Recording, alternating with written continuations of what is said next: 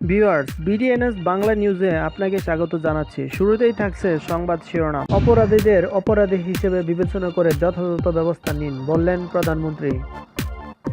আরও জানাবো, বস্তিতে আগুনের ঘটনা রহস্যজনক, বললেন মির্জা ফখরুল ইসলাম আলমগীর। বঙ্গবন্ধুর ভাস্কর্য নির্মাণ নিয়ে হইচই করে মাঠ গরম করা যাবে না, বললেন মতিয়া। আরও থাকছে, ম্যারাডোনার মৃত্যুতে আর্জেন্টিনায় 3 দিনের রাষ্ট্রীয় শোক ঘোষণা। যুক্তরাষ্ট্রে করোনায় মৃত্যুর রেকর্ড। আরও জানাবো, ট্রাম্পের পরাজয় মানে ইরানের বিজয়, বললেন রুহানি। আরও জানাবো, অপরাধের দায় ব্যক্তির, দলের নয়, বললেন উবাইদুল কাদের। আরও জানাবো, শেষ সময়ে ইরানে হামলা চালাতে পারেন ট্রাম্প, সতর্ক ইসরায়েল। আরও থাকছে, ভারতের হায়দ্রাবাদে বুটে হঠাৎ ইস্যু অবৈধ বাংলাদেশি ও রোহিঙ্গা। এবং সবশেষ জানাবো, 3 ইরানিকে ফেরত দিয়ে ইসরায়েলি গুপ্তচরকে নিয়ে গেল অস্ট্রেলিয়ার বিমান। এতক্ষণ শুনছিলেন সংবাদ শিরোনাম, এখন দেখুন এই নিয়ে বিস্তারিত সংবাদ। আর প্রতি ঘন্টার আপডেট নিউজ পেতে আমাদের চ্যানেলটি সাবস্ক্রাইব করে পাশেই থাকুন। এদিকে অপরাধীদের পরিচয় ও রাজনৈতিক সম্পৃক্ততা বিবেচনায় না নিয়ে একটি সুন্দর সমাজ গঠনের জন্য ধর্ষণ, সন্ত্রাসবাদ, জঙ্গিবাদ ও দুর্নীতির মতো বিভিন্ন সামাজিক ব্যাধির বিরুদ্ধে যথাযথ ব্যবস্থা গ্রহণ করতে প্রশাসন ক্যাডারের কর্মকর্তাদের প্রতি আহ্বান জানিয়েছেন প্রধানমন্ত্রী শেখ হাসিনা। তিনি আরও বলেছেন, অপরাধের ধর্ষণ, নারী নির্যাতন, কিশোর গ্যাং তৈরি, মাদক, সন্ত্রাসবাদ, জঙ্গিবাদ ও দুর্নীতির মতো কিছু সমস্যার বিরুদ্ধে যথাযথ ব্যবস্থা নিতে হবে। কারো পরিচয় বিবেচনায় না নিয়ে বরং অপরাধীদের অপরাধী হিসেবে বিবেচনা করুন। প্রধানমন্ত্রী আরও বলেছেন, একজন অপরাধী যে দলের হোক না কেন সে অপরাধী, সুতরাং অপরাধীদের অপরাধী হিসেবে বিবেচনা করে তাদের বিরুদ্ধে যথাযথ ব্যবস্থা গ্রহণের মাধ্যমে আপনাদের সমাজকে সুন্দরভাবে গড়ে তুলতে হবে। আমরা চাই আপনারা এটি করবেন, বলেন তিনি। প্রধানমন্ত্রী তার সরকারি বাসভবন থেকে ভিডিও কনফারেন্সের মাধ্যমে রাজধানীর শাহবাগ এলাকায় বাংলাদেশ সিভিল সার্ভিস অ্যাডমিনিস্ট্রেশন একাডেমিতে 114তম, 117তম, 118তম আইন ও প্রশাসন প্রশিক্ষণ কোর্সের সার্টিফিকেট প্রদান ও সমাপনী অনুষ্ঠানে ভাষণ প্রদান করে এসব কথা বলেন। জনপ্রশাসন প্রতিমন্ত্রী ফরহাদ হোসেনের সভাপতিত্বে অনুষ্ঠানে জনপ্রশাসন সচিব শেখ ইউসুফ হারুন স্বাগত বক্তব্য দেন এবং বিসিএস প্রশাসন একাডেমির রেক্টর বদরুন্নেসা এই কোর্সগুলোর উপর প্রতিবেদন উপস্থাপন করেন। 70 জন পুরুষ এবং 46 জন নারী, মোট 116 জন ক্যাডার 3 থেকে 5 মাসব্যাপী ট্রেনিং কোর্সে অংশ নেন। করোনা মহামারীর কারণে অনলাইনে ক্লাসের মাধ্যমে কোর্স সম্পন্ন হয় এবং অংশগ্রহণ করা সবাই এতে উত্তীর্ণ হন। এদিকে 2 দিনের ব্যবধানে রাজধানীর 3টি বস্তিতে আগুনের ঘটনায় গভীর উদ্বেগ প্রকাশ করেছে বিএনপি মহাসচিব মির্জা ফখরুল ইসলাম আলমগীর। তিনি বলেছেন, 27 ঘন্টার মধ্যে রাজধানীর পল্লবীর কালশী এলাকার বাউনিয়াবাদ বস্তি, মহাখালী সাততলা বস্তি ও মোহাম্মদপুরের বাবর রোডে বিহারীপট্টিতে আগুনের ঘটনা একটি রহস্যজনক। বৃহস্পতিবার দলের কেন্দ্রীয় দপ্তরের চলতি দায়িত্বে থাকা বিএনপির সাংগঠনিক সম্পাদক ইমরান সালে প্রিন্স স্বাক্ষরিত গণমাধ্যমে পাঠানো এক বিবৃতিতে তিনি এ উদ্বেগ প্রকাশ করেছেন। বিবৃতিতে মির্জা ফখরুল ইসলাম আলমগীর আরও বলেছেন, করোনা পরিস্থিতির মঙ্গল ও বুধবারের মধ্যে এই রহস্যজনক অগ্নিকাণ্ডে রাজধানীর উক্ত 3টি বস্তির অসংখ্য নিম্ন আয়ের মানুষ ঘরবাড়ি, সম্পদ, অর্থ, পরিধেয়, বস্ত্র, এমনকি রান্না করার সম্বলটুকু হারিয়ে দিশেহারা। এহেন পরিস্থিতিতে তারা শীতের মধ্যে খোলা আকাশের নিচে অত্যন্ত মানবতার জীবনযাপন করছেন। বিবৃতিতে বিএনপি মহাসচিব আরও বলেছেন, বস্তির নিয়ন্ত্রণ নিয়ে ক্ষমতাসীন দলের মদতপুষ্টরা ষড়যন্ত্র করে এসব আগুন লাগিয়ে ভুক্তভোগী বস্তিবাসীদের ধারণা, আগুন লাগিয়ে দখল, পাল্টা দখল, অসৎ প্রক্রিয়ায় কোটি কোটি টাকা হাতিয়ে নেয়া, অবাধে মাদক ব্যবসা ও চাঁদাবাজের দৌরাত্ম্য নিজেদের নিয়ন্ত্রণে রাখতে তারা বেপরোয়া। বিবৃতিতে আরও বলেছেন, গণমাধ্যমে সংবাদ প্রকাশিত হয়েছে, বিগত 3 বছরে ঢাকায় বিভিন্ন বস্তিতে 953টি অগ্নিকাণ্ডের ঘটনা ঘটলেও আইনশৃঙ্খলা বাহিনী এখন পর্যন্ত একটিরও অভিযোগপত্র দিতে পারেনি। মূলত ক্ষমতাসীন মদতপুষ্ট ভূমিদস্যু মহলের যুগ সাজসে ও অবৈধ প্রভাব এর মূল কারণ। রাজধানীর বস্তুসমূহে বিভিন্ন সময় অগ্নি সংযোগের ঘটনা ঘটিয়ে একদিকে ভূমিদস্যুরা প্রচুর অর্থবিত্তের মালিক বনে যাচ্ছে, অন্যদিকে নিম্ন আয়ের খেটে খাওয়া অসহায় মানুষ অগ্নিকাণ্ডের কারণে এক বস্তি থেকে অন্য বস্তিতে ছুটে বেড়াচ্ছে একটু মাথা গোঁজার ঠাঁইয়ের জন্য। এতটা সত্ত্বেও সরকার, প্রশাসন কিংবা আইন শৃঙ্খলা বাহিনী এই বিষয়গুলোর প্রতি ন্যূনতম ভ্রুক্ষেপ না করে নির্বিকার থাকছে। এই ধরনের ভ্রুক্ষেপণহীনতাকে চরম মানবতাবিরোধী কর্মকাণ্ড হিসেবে আখ্যায়িত করে বিএনপি মহাসচিব মির্জা ফখরুল ইসলাম আলমগীর আরও বলেছেন, জনগণের দ্বারা নির্বাচিত সরকার কিংবা সিটি কর্পোরেশন না থাকায় চরম বিপদের মুখোমুখি হয়েও ভুক্তভোগী মানুষেরা সাহায্য সহযোগিতা থেকে আজ বঞ্চিত হচ্ছেন। অগ্নিকাণ্ডে যারা সম্বলহীন এসব মানুষ এখনো পর্যন্ত সরকারের পক্ষ থেকে কোনো ত্রাণ সামগ্রী পায়নি বলে জানান তিনি। বিবৃতিতে মির্জা ফখরুল ইসলাম আলমগীর আরও বলেছেন, সরকারের মন্ত্রী এমপিরা উন্নয়নের জোয়ারের কথা বলতে বলতে হয়রান হয়ে যাচ্ছেন, অথচ দেশে প্রকৃত অর্থে কিসের উন্নয়ন হচ্ছে তা এসব বস্তি ও বস্তিবাসীদের দিকে তাকালে সেই চিত্র ফুটে ওঠে। বিবৃতিতে তিনি নিরপেক্ষ ও বস্তুনিষ্ঠ তদন্তের মাধ্যমে বস্তিতে অগ্নিকাণ্ড এবং দখল পাল্টা দখলের সাথে জড়িত চিহ্নিত ব্যক্তিদের আইনের আওতায় আনার দাবি জানান তিনি। অগ্নিকাণ্ডের শিকার হয়ে মানবেতর জীবনযাপনকারী নিম্ন আয়ের অসহায় মানুষদের স্থায়ীভাবে পুনর্বাসন, পর্যাপ্ত পরিমাণ ত্রাণ ও নতুন করে জীবনযাপনের জন্য আর্থিক সহযোগিতা প্রদান এবং বস্তিতে সেবা সংস্থাগুলোর বৈধ ও সুরক্ষিত সেবা নিশ্চিত, মধ্যস্বত্বভোগীদের অপসারণ ও নিরাপদ জীবনযাপনের প্রয়োজনীয় উদ্যোগ নেওয়ার আহ্বান জানান। এদিকে আওয়ামী লীগের সভাপতি মণ্ডলীর সদস্য বেগম মতিয়া চৌধুরী বলেছেন, জাতির পিতা বঙ্গবন্ধু শেখ মুজিবুর রহমানের ভাস্কর্য নির্মাণ নিয়ে কিছু লোক হইচই শুরু করেছে। ভাস্কর্য নিয়ে হইচই করে মাঠ গরম করা যাবে না। বৃহস্পতিবার নালিতাবাড়ী উপজেলার পলাশীকুড়া জনতা উচ্চ বিদ্যালয় মাঠে পল্লী চিকিৎসক প্রাথমিক বিদ্যালয়ের শিক্ষার্থী, জেলে, নরসুন্দর আশ্রয়ন কেন্দ্রের বাসিন্দাদের মাঝে সৌরবাতি ও বিভিন্ন মসজিদ, গির্জায় ডেউটিন ও নগদ অর্থ বিতরণকালে তিনি এসব কথা বলেন। মতিয়া চৌধুরী আরও বলেছেন, ইরান, ইন্দোনেশিয়ার ভাস্কর্য আছে, পাকিস্তানের স্ট্যাচু আছে, পাকিস্তানের নোটে জিন্নাহ সাহেবের ফটো আছে। এসব নোট পকেটে নিয়ে তারা না হলে নামাজ পড়তো কীভাবে? তাই এগুলো গুমরা কথা। এসব গুমরা কথা বাদ দিয়ে সবাই মিলে দেশ সুন্দর করে গড়ে তোলার আহ্বান জানান তিনি আরও বলেছেন, এরা রেললাইন উঠিয়েছে, বাসে আগুন দিয়েছে, আবার এরাই একসময় বলবে নারীদের লেখাপড়া করা যাবে না। এরা হলো কচ্ছপের মতো, সুযোগ বুঝে অল্প অল্প করে মুখ বের করে। তাই তিনি উপস্থিত সবাইকে এদের থেকে সাবধান থাকতে বলেছেন। এই সময় উপস্থিত ছিলেন সিনিয়র সহকারী পুলিশ সুপার জাহাঙ্গীর আলম, নালিতাবাড়ী উপজেলা নির্বাহী কর্মকর্তা মাহফুজুল আলম মাসুদ, উপজেলা ভাইস চেয়ারম্যান আনিসুল ইসলাম, আওয়ামী লীগের সিনিয়র সহ সভাপতি আব্দুস সবুর। এদিকে ফুটবল কিংবদন্তি ডিয়েগো ম্যারাডোনার মৃত্যুতে শোকে মুহ্যমান আর্জেন্টিনা। দেশটিতে ইতিমধ্যে 3 দিনের রাষ্ট্রীয় শোক শুরু হয়েছে। বৃহস্পতিবার বিবিসি অনলাইনের প্রতিবেদনে এসব তথ্য জানানো হয়। আর্জেন্টিনায় নিজ বাড়িতে গতকাল বুধবার হৃদরোগে আক্রান্ত হয়ে মারা যান ডিয়েগো ম্যারাডোনা। তার বয়স হয়েছিল 60 বছর। ম্যারাডোনার মৃত্যুতে শুধু আর্জেন্টিনাই নয়, সারা বিশ্বে ফুটবল প্রেমীদের মধ্যে শোক নেমে এসেছে। দেশে দেশে ভক্তরা ফুটবলের এই জাদুকরকে নানাভাবে স্মরণ করছেন, তার প্রতি শ্রদ্ধা ও ভালোবাসাও জানাচ্ছেন। আর্জেন্টিনার প্রেসিডেন্ট আলবার্তো ফার্নান্দেজ গতকালই দেশটিতে 3 দিনের রাষ্ট্রীয় শোক ঘোষণা করেন। প্রেসিডেন্টের দপ্তর থেকে এই বিষয়ে গতকাল একটি বিবৃতি দেওয়া হয়। বিবৃতিতে বলা হয়, ম্যারাডোনার মৃত্যুর দিন থেকে 3 দিনের জাতীয় শোক ঘোষণা করেছেন প্রেসিডেন্ট। আর্জেন্টিনার প্রেসিডেন্ট আরও বলেছেন, তিনি ম্যারাডোনার মৃত্যুর খবরটি যখন পান তখন বিশ্বাসই করতে পারছিলেন না। আর্জেন্টিনার মানুষ সবচেয়ে বাজে খবরটি পেল। আলবার্তো ফার্নান্দেজ আরও বলেছেন, তিনি বিপর্যস্ত, অবিশ্বাস্য রকমের দুঃখ ভারাক্রান্ত তিনি ম্যারাডোনার পরিবারের সঙ্গে কথা বলার চেষ্টা করেছেন। আর্জেন্টিনার প্রেসিডেন্টের সরকারি বাসভবন ম্যারাডোনার মরদেহ রাখা হবে। সেখানে তার প্রতি রাষ্ট্রীয়ভাবে শ্রদ্ধা জানানো হবে। রাষ্ট্রীয়ভাবে সম্পূর্ণ হবে শেষকৃত্যের আনুষ্ঠানিকতা। দেশটির কর্মকর্তারা আরও জানিয়েছে, ম্যারাডোনার মরদেহের ময়নাতদন্তও হবে। তার মৃত্যুর কারণ নিশ্চিতভাবে নির্ধারণের জন্য এই ময়নাতদন্ত করা হবে। তবে তার মরদেহে সহিংসতার কোনো চিহ্ন নেই। সব আলামত বলছে তার স্বাভাবিক মৃত্যু হয়েছে। এদিকে মহামারী করোনা ভাইরাসের যুক্তরাষ্ট্রে 24 ঘন্টায় নতুন করে 2400 জনের বেশি প্রাণ হারিয়েছেন।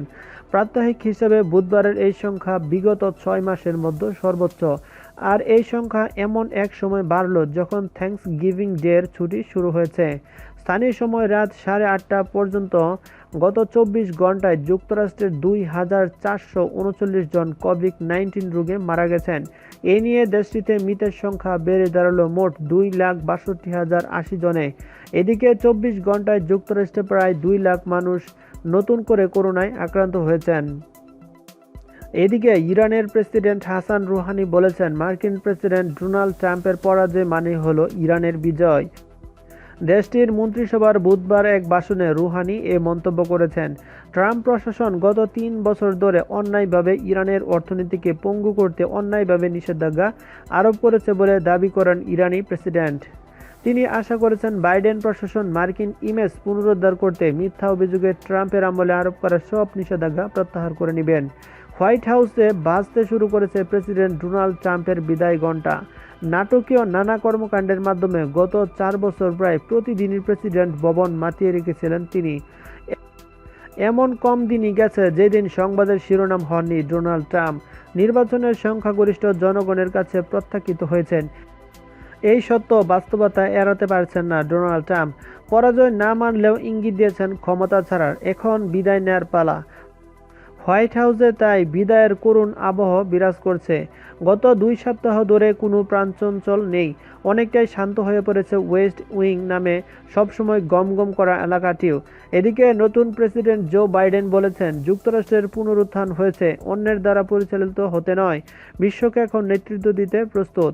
মঙ্গলবার ডেলওয়ার রাজ্যের উইলমিংটনে এক বিবৃতিতে তিনি এসব কথা বলেন। এদিকে আওয়ামী লীগে অভ্যন্তরীণ গণতন্ত্র চর্চার পাশাপাশি দলীয় প্রধান শেখ হাসিনার নেতৃত্বে দুষ্টের দমন ও শিষ্টের লালন নীতি অনুসরণ করা হয় বলে জানিয়েছে আওয়ামী লীগের সাধারণ সম্পাদক এবং সড়ক পরিবহন ও সেতুমন্ত্রী ওবায়দুল কাদের। তিনি আরও বলেছেন, বাংলাদেশ আওয়ামী লীগ একটি সুশৃঙ্খল রাজনৈতিক দল। সাংগঠনিকভাবে কোনো অনিয়ম দুর্নীতি প্রশ্রয় দেওয়া হয় না। যে কোনো অভিযোগের প্রমাণ পাওয়া মাত্রই নেওয়া হচ্ছে সাংগঠনিক ব্যবস্থাও। আওয়ামী লীগে অভ্যন্তরীণ গণতন্ত্র চর্চার পাশাপাশি দলীয় প্রধান শেখ হাসিনার নেতৃত্বে দুষ্টের দমন ও শিষ্টের লালন নীতি অনুসরণ করা হয়। বৃহস্পতিবার সকালে সংসদ ভবনস্থ তার সরকারি বাসভবনে সমসাময়িক বিষয় নিয়ে আয়োজিত সংবাদ সম্মেলনে তিনি এসব কথা বলেন। আওয়ামী লীগের সাধারণ সম্পাদক আরও বলেছেন, অনিয়ম দুর্নীতির বিরুদ্ধে শেখ হাসিনা স্বপ্রণোদিত হয়ে শুদ্ধি অভিযান শুরু করেছিলেন। তা এখনও চলমান রয়েছে, ভবিষ্যতেও তা অব্যাহত থাকবে। রাজনৈতিক পরিচয়ে অপরাধ করার কোনো সুযোগ আওয়ামী লীগে অন্তত নেই। দল কোনো অপরাধীকে ক্ষমা করার ডাল হবে না। কাদের আরও বলেছেন, প্রধানমন্ত্রী শেখ হাসিনার কাছে অপরাধীদের পরিচয় অপরাধী। গুটি কয়েক মানুষের অপরাধের জন্য সরকারের অন্যান্য অর্জনগুলো ম্লান হতে দেয়া যায় না। অপরাধের দায় ব্যক্তির, দলের নয়। মজবুত এবং গণমুখী সংগঠন আওয়ামী লীগের প্রধান লক্ষ্য। বিভিন্ন ইউনিটে পারস্পরিক সমঝোতা, সমন্বয় এবং সম্প্রীতির অভাব দেখা দিলে সংগঠনের অচল অবস্থা তৈরি হয়। সম্প্রতি 2টি জেলায় সভাপতি ও সাধারণ সম্পাদককে অব্যাহতি দেওয়া প্রসঙ্গে আওয়ামী লীগের সাধারণ সম্পাদক আরও বলেছেন, এটি কেন্দ্র থেকে তৃণমূলের জন্য দলীয় প্রধানদের একটি সতর্কবার্তা। দলের অভ্যন্তরীণ শৃঙ্খলাকে এখন গুরুত্বের সাথে দেখা হচ্ছে। সততা, নিষ্ঠা এবং দলের প্রতি ত্যাগের স্বীকৃতিস্বরূপ জেলা থেকে কেন্দ্রে পুরস্কৃত করা হয়েছে বলেও জানান তিনি। পুরো দেশের সাংগঠনিক নেতৃত্বের উপর দলীয় সভাপতির দৃষ্টি রয়েছে জানিয়ে ওবায়দুল কাদের আরও বলেছেন, শেখ হাসিনার কাছে সবার পারফরমেন্সের রিপোর্টও রয়েছে। যারা বর্তমানে বিভিন্ন পর্যায়ে জনপ্রতিনিধি রয়েছেন, দলীয় দায়িত্ব পালন করছেন, তাদের কার্যক্রম গুরুত্ব সহকারে মনিটরিং করা হচ্ছে। তিনি বলেন, আওয়ামী লীগ ও সহযোগী সংগঠনের সর্বস্তরের নেতাকর্মীদের সাংগঠনিক শৃঙ্খলা মেনে এবং বঙ্গবন্ধুর আদর্শ অনুসরণের মাধ্যমে শেখ হাসিনার হাতকে শক্তিশালী করতে হবে। মানুষের ভাগ্য বদলের জন্য বঙ্গবন্ধুর হাতে গড়া রাজনৈতিক সংগঠন আওয়ামী লীগ কারো ব্যক্তিগত ভাগ্য বদল ও স্বার্থসিদ্ধির জন্য নয়। এদিকে ক্ষমতা ছাড়ার আগে ইরানে সামরিক হামলা চালাতে পারেন মার্কিন প্রেসিডেন্ট ডোনাল্ড ট্রাম্প। এর জন্য ইসরায়েলের প্রতিরক্ষা বাহিনী সতর্ক অবস্থানে রয়েছে বলে জানান মার্কিন সংবাদ মাধ্যম এক্সিওসের বরাতে ফোর্বস জানিয়েছে। 20 জানুয়ারি নবনির্বাচিত মার্কিন প্রেসিডেন্ট জো বাইডেনের শপথ গ্রহণের আগে অত্যন্ত সংবেদনশীল সময় আসতে পারে বলে ধারণা করছেন ইসরায়েলের সিনিয়র কর্মকর্তারা। তার ভিত্তিতে এই প্রস্তুতি নেয়ার নির্দেশ দেওয়া হয়েছে সামরিক বাহিনীকে। ইরানের বিরুদ্ধে ট্রাম্প হামলার নির্দেশ দেবেন এমন কোনো গোয়েন্দা তথ্য বা মূল্যায়নের ভিত্তিতে এই প্রস্তুতি নেওয়া হচ্ছে না বলে ইসরায়েলি খ্যাতনামা সাংবাদিক বারাক রেভিদের করা প্রতিবেদনটিতে দাবি করা হচ্ছে। এর আগে গত সপ্তাহে নিউ ইয়র্ক টাইমস জানিয়েছিল, প্রেসিডেন্ট নির্বাচনে পরাজিত হওয়ার পর মার্কিন প্রেসিডেন্ট ডোনাল্ড ট্রাম্প ইরানের পারমাণবিক স্থাপনায় হামলা চালানোর পথ খুঁজছিলেন। তবে তাকে বিরত রাখতে জ্যেষ্ঠ উপদেষ্টারা শেষ পর্যন্ত সমর্থ হন। পদস্থ মার্কিন কর্মকর্তাদের বিবৃতি দিয়ে বলা হয়, ইরানের নাতানজু পরমাণু কেন্দ্রে হামলার ব্যাপারে প্রেসিডেন্ট ট্রাম্প ইতিবাচক ছিলেন। শীর্ষ জাতীয় নিরাপত্তা কর্মকর্তাদের সঙ্গে বৈঠকে তিনি জানতে চেয়েছিলেন ইরানে হামলা চালালে কী পরিস্থিতির সৃষ্টি হতে পারে। এ ব্যাপারে ভাইস প্রেসিডেন্ট মাইক পেন্স, পররাষ্ট্রমন্ত্রী মাইক পম্পিও, সেনাপ্রধান জেনারেল মাইক মিলি ও ভারপ্রাপ্ত প্রতিরক্ষা মন্ত্রী ক্রিস্টোফার সি মিলার সবাই তাকে সতর্ক করে দেন। এরপর হামলার সিদ্ধান্ত থেকে ডোনাল্ড ট্রাম্প ফিরে আসেন। ট্রাম্পকে ঊর্ধ্বতন কর্মকর্তারা আরও জানান, এ ধরনের হামলার চিন্তা তিনি যেন মাথা থেকে ঝেড়ে ফেলেন, কারণ ইরানের পরমাণু স্থাপনায় হামলা চালালে মধ্যপ্রাচ্যে বিশাল আকারের সামরিক সংঘাত শুরু হতে পারে। নিজেদের মেয়াদ শেষ হওয়ার মাত্র কয়েক সপ্তাহ আগে এমন সংঘাতে জড়ানো ঠিক হবে না। তারা আরও বলেছেন, ইরানে হামলা চালালে উদ্ভূত পরিস্থিতি আর ওয়াশিংটনের নিয়ন্ত্রণেও থাকবে না। এক মার্কিন কর্মকর্তা জানান, কর্মকর্তাদের কাছে ট্রাম্প বিকল্প জানতে চেয়েছিলেন। পরিস্থিতি সম্পর্কে তারা স্পষ্ট ধারণা দিয়েছেন। এদিকে বুধবার নির্বাচনী প্রচারে গিয়ে বিজেপি নেত্রী ও কেন্দ্রীয় মন্ত্রী স্মৃতি ইরানি ভারতের একটি জাতীয় টিভি চ্যানেলের প্রতিবেদন উদ্ধৃত করে বলেছেন যে মুসলিমদের রাজনৈতিক দল এমআইএম নেতাদের নাম ছাপানো প্যাডে অবৈধ বাংলাদেশিদের নাম ভোটার তালিকায় তোলার জন্য সুপারিশ করা হয়েছে। হায়দরাবাদের সংসদ সদস্য আসাদুদ্দিন ওয়াইসি এবং তেলেঙ্গানা সরকারকে এই রোহিঙ্গা এবং বেআইনিভাবে বসবাসকারী বাংলাদেশিদের জায়গা দেওয়ার জন্য দায়ী করেছে বিজেপি। যদিও বাংলাদেশের সীমান্তবর্তী দুই রাজ্য আসাম আর পশ্চিমবঙ্গে অনেক দিন ধরে বাংলাদেশ থেকে কথিত অনুপ্রবেশকারীদের বিষয়টিকে বিজেপি নেতারা ভোটের ইস্যু হিসেবে তুলে ধরেন, কিন্তু এবার সুদূর দক্ষিণ ভারতের হায়দ্রাবাদ শহরের পৌর নির্বাচনেও কথিত বাংলাদেশি অনুপ্রবেশকারী এবং রোহিঙ্গাদের প্রসঙ্গ টানা হয়েছে। বিজেপির তেলেঙ্গানা রাজ্যের সভাপতি এবং সংসদ সদস্য বান্ডি সঞ্জয় এক নির্বাচনী সভায় তেলেগুয়ে ভাষায় বক্তৃতা দিতে গিয়ে বলেছিলেন, আমাদের দল পৌরসভা নির্বাচনে জিতলেই রোহিঙ্গা এবং পাকিস্তানিদের এক সার্জিক্যাল স্ট্রাইক করে পুরনো হায়দ্রাবাদ শহর থেকে তাড়িয়ে দেওয়া হবে। তারা আরও অভিযোগ তোলে যে তেলেঙ্গানা রাষ্ট্র সব মিলিয়ে আর এমআইএল দুটি রোহিঙ্গা, পাকিস্তান এবং আফগানদের ভোট পেয়ে নির্বাচনে জেতার চেষ্টা করছে। এমআইএম দলের প্রধান ও হায়দ্রাবাদের এমপি আসাদুদ্দিন ওয়াইসি এই অভিযোগের জবাব দেন আরেকটি জনসভায়। আসাদুদ্দিন ওয়াইসির বলেন, বিজেপি অভিযোগ করেছে যে হায়দ্রাবাদে নাকি ভোটার তালিকায় 30,000-40,000 রোহিঙ্গা আছে। যদি 30,000 রোহিঙ্গা হায়দ্রাবাদে থাকে তাহলে অমিত শাহ কী করছেন? তিনি ঘুমিয়ে আছেন? তিনি তো স্বরাষ্ট্রমন্ত্রী, তার তো দেখার কথা যে 30-40 হাজার রোহিঙ্গার নাম ভোটার লিস্টে কি করে ঢুকলো। রোহিঙ্গা আর অবৈধ বাংলাদেশিদের প্রসঙ্গে ব্র্যান্ডি সঞ্জয়ের ভাষণের পরে বিতর্কের মধ্যেই বুধবার হায়দ্রাবাদের দলের প্রার্থী হয়ে প্রচারে গিয়েছিলেন কেন্দ্রীয় মন্ত্রী স্মৃতি ইরানি। সেখানে তিনি এক সংবাদ সম্মেলনে দাবি করেন, একটি স্থানীয় টিভি চ্যানেলে তো দেখানো হয়েছে যে ভোটার লিস্টের নাম তুলে দেওয়ার জন্য এমআইএম এবং তেলেঙ্গানার মুখ্যমন্ত্রীকে খোলাখুলিভাবে কৃতজ্ঞতা জানাচ্ছে একজন রোহিঙ্গা মুসলিম। আবার একটি জাতীয় চ্যানেলের প্রতিবেদনে দেখানো হয়েছে যে এমআইএম নেতাদের নাম ছাপানো প্যাডে চিঠি লেখা হয়েছে যাতে অবৈধ বাংলাদেশিদের নাম ভোটার তালিকায় তোলা হয়। এদিকে দখলদার ইসরায়েলের গুপ্তচর কাইলি মুর গিলবার্টের মুক্তির বিনিময়ে 3 জন ইরানি ব্যবসায়ী মুক্তি পেয়েছেন। অস্ট্রেলিয়ার একটি বিমান ইরানের 3 নাগরিককে তেহরানে পৌঁছে দেওয়ার পর কাইলি মুর গিলবার্টকে সঙ্গে করে নিয়ে গেছে। কাইলি মুর গিলবার্ট অস্ট্রেলিয়া ও ব্রিটেনের নাগরিক, তবে কাজ করতেন দখলদার ইসরায়েলের গুপ্তচর বাহিনী আমানের হয়ে। ইরানের যে 3 জন নাগরিক মুক্তি পেয়েছেন তাদেরকে নিষেধাজ্ঞা ভেঙে ব্যবসা করার মিথ্যা অভিযোগে আটক করা হয়েছিল। মুক্তিপ্রাপ্ত ইসরায়েলি গুপ্তচর প্রথমে খ্রিস্টান ধর্মের অনুসারী ছিলেন, পরে তিনি ইহুদিবাদীদের সঙ্গে যোগ দেন। ইসলাম নিয়ে গবেষণার কথা বলে তিনি প্রথমে ইরানের ধর্ম মাযহাব বিষয় বিশ্ববিদ্যালয়ের সঙ্গে সম্পর্ক করেন। ইরানের প্রথম সফরে তিনি কোনো ধরনের গুপ্তচর বৃত্তি করার চেষ্টা করেননি, কিন্তু পরবর্তীতে তার আসল কাজ শুরু হয়। ইরানের গোয়েন্দা বাহিনী গবেষক বেশি নারীর লক্ষ্য উদ্দেশ্য তৎপরতা সম্পর্কে বিশদ তথ্য সংগ্রহ করার পর 2018 সালের 21 সেপ্টেম্বর তাকে গ্রেফতার করে। এরপর আদালতে অপরাধ প্রমাণিত হওয়ায় তাকে 10 বছরের কারাদণ্ড দেয়। 2 বছর কারাভোগের পর ইরান সরকার তাদের 3 নাগরিকের বিনিময়ে তাকে মুক্তি দেওয়ার সিদ্ধান্ত নেয়। নিউজটি সম্পূর্ণ দেখার জন্য ধন্যবাদ। ভিডিওটি ভালো লাগলে লাইক, শেয়ার করুন এবং প্রতি ঘন্টার আপডেট নিউজ পেতে আমাদের চ্যানেলটি সাবস্ক্রাইব করে রাখুন। আসসালামু আলাইকুম।